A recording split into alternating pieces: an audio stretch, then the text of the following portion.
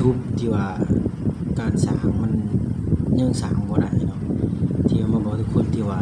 การสร้างจากเนื้อหาเนาะที่ว่ากลับมาใส่ใหม่เนาะคืออย่างหนึงเนาะอยากให้ทุกคนเนาะเขาไป YouTube แล้วเนาะก็ใส่บ่ได้เด้อทุกคนมื้อนี้ถึงที่ชอบเนาะชอบที่ว่าสิ่งพระจันทร์ที่ว่ามันใหญ่เนาะมันใหญ่เกินที่ว่าหยังคือสิ่งพระจันทร์เนาะที่ว่ามันใหญ่สุดเนาะหรือว่า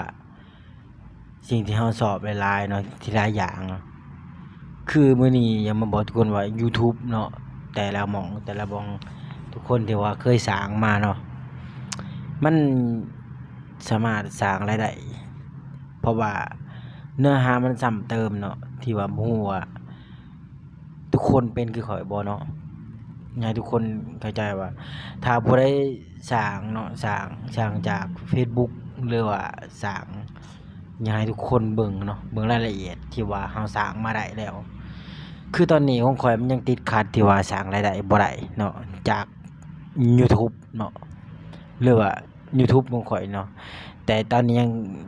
หาระบบแก้ไขให้เนาะทางระบบแก้ไขให้ทุกคนเนาะเข้าไปเบิ่งเข้ามาติดตามเข้ามาชมเนาะที่ว่ามัน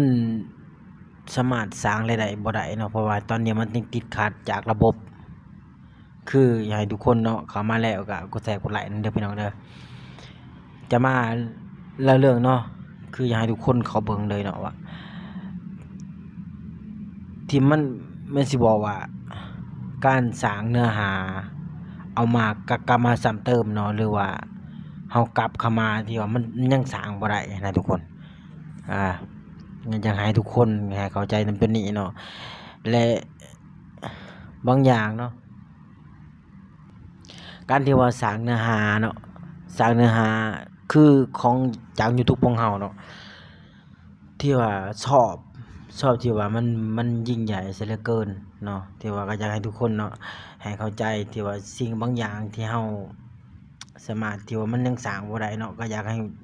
แก้ไขจากระบบตัวนี้เนาะมันแต่บ่ฮู้ว่าสิแก้ไขจั่งใดเนาะเพราะว่าตอนนี้ข้อยก็ยังหาวิธีแก้ไขอยู่ว่ามันการสร้างบ่ได้เดี๋ยวข้อยสิให้ทุกคนเข้าไปเบิ่งเนาะคือมีแต่ว่าข้อยศึกษามาก่อนเนาะศึกษามาแล้วแต่ว่าเขาไปศึกษามาแล้วแต่ว่าเขาบอกว่าบ่ให้เอาเนื้อหาเข้ามาซ้ำเติมเนาะหรือว่าคนที่เขาเคยก็คนที่เขาเคยอาจสิแม่นเฮาก็เป็นคนที่เป็นเนื้อหาก็จริงเนาะแต่คนที่เขาแบบว่ามันซ้ำกันว่าง่ายว่าอันนี้ก็ผิดกฎ YouTube เนาะแต่ข้อยก็มาคิดเบิ่งแล้วอะ YouTube ก็มีกฎเหมือนกันเนาะเพราะว่าอีกอย่างนี่ทาง Google เนาะทาง Google นี่ก็เพราะว่าทางจาก YouTube เนาะทาง Google นี่ก็มีกฎเหมือนกันทุกคนอะไรอยากให้ทุกคนเข้าไปติดตามเนาะ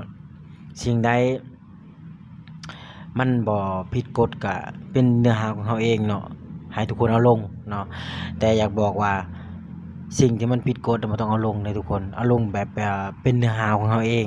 เนาะเป็นเนื้อหาของเราเองเดี๋ยวข้อยสิให้เบิ่งเนาะว่าเป็นเนื้อหาของเราต้นโตของเราเองนี่แหละทุกคนต้นโตของเราเองนี่แหละก็อยากให้ทุกคนเนาะให้เข้าใจในตัวนี้เนาะคือข้อยก็หาวิธีปลดล็อกที่ว่ามันบอกว่าไม่เอาเนื้อหาเข้ามาซ้ำเติมนี่แหละทุกคนคนใดเนาะเข้ามาแล้วก็ฝากติดตามฝากกดไลค์กดแชร์ด้วยทุกคนเด้ออยากให้เป็นกำลังใจเนาะเพราะว่าตอนนี้ข้อยกำลังหาวิธีแก้แก้ที่ว่ามันผิดหรอกมันเป็นผิดหรอกนะทุกคนก็อยากให้มื้อนี้ก็ข้อยก็สิมาปลดล็อกเนาะเพราะว่ามันยังแก้เนื้อหาบ่ได้ตอนนี้คือระบบของจาก Facebook เนาะเดี๋ยวสิให้ทุกคนเบิ่งเนาะถ้าคนใดเข้ามาแล้วกดใจกดแชร์ให้ทุกคน